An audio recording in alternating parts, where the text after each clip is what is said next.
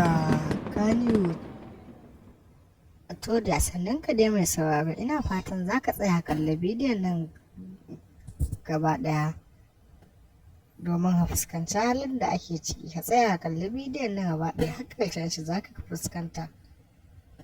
Idan wannan ne farkon shigo ka wannan tasha ta mai cike da ɗimbin albarka, muna fatan za ka danna mana subscribe sannan ka danna mana alamar ƙararrawa.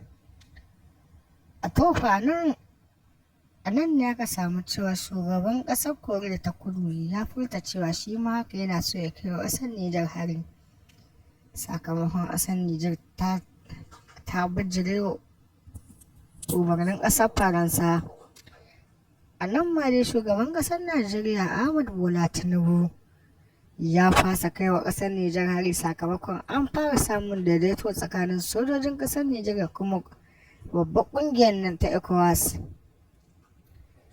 Ƙasar Nijar da sojojin ƙasar Nijar sun sauko sun fara ba da kansu, sun fuskanci abin da ake so da su, amma kuma har yanzu mulki ne an miƙa shi ga tsohon shugaban ƙasarsu wato Bazoum. A yau dai aka samu labarin cewa tsohon shugaban ƙasar Nijar Bazoum ɗin haka yanzu haka yana kwance a gadon asibiti sakamakon tashin hankali da abubuwa iri-iri wanda ya ji ba zai iya ɗauka ba. A dai yanzu dai haka mai sauraro, tsohon shugaban ƙasar Nijar Muhammadu Bazoum yana kwance a asibiti, yana ansan magunguna a asibiti. Irin wannan tashin hankali dai a kullum sake ƙaruwa ake a Nijar ɗin.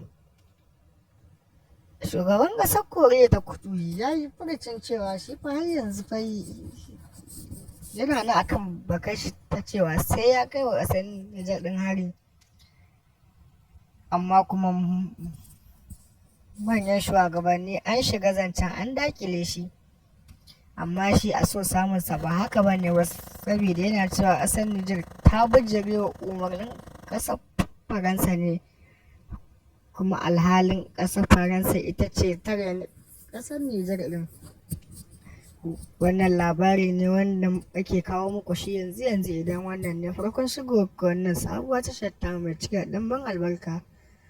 Muna fatan za ka danna mana subscribe sannan ka taɓa mana alamar ƙararrawa kai mana share domin samun sababbin shirye-shiryenmu. A yau dai Baba Bola Tinubu ya bayyana cewa an samu daidaito a tsakanin ƙungiyar ECOWAS da sojojin ƙasar Nijar ɗin. Wannan abun farin ciki ne ya sami ya koyan wa musulmai. Muna fatan za a taya ƙasar Nijar ɗin da addu'a domin fita cikin wannan matsakaicin hali da tashin hankali da ake samu a Nijar ɗin. Har yanzu dai ana ƙara tunatarwa, idan wannan ne farkon shigowar ka za ka danna mana subscribe sannan ka danna mana alamar ƙararrawa, za ka yi karo da sababbin labaranmu da zarar mun ɗora. Mun gode, muna godiya.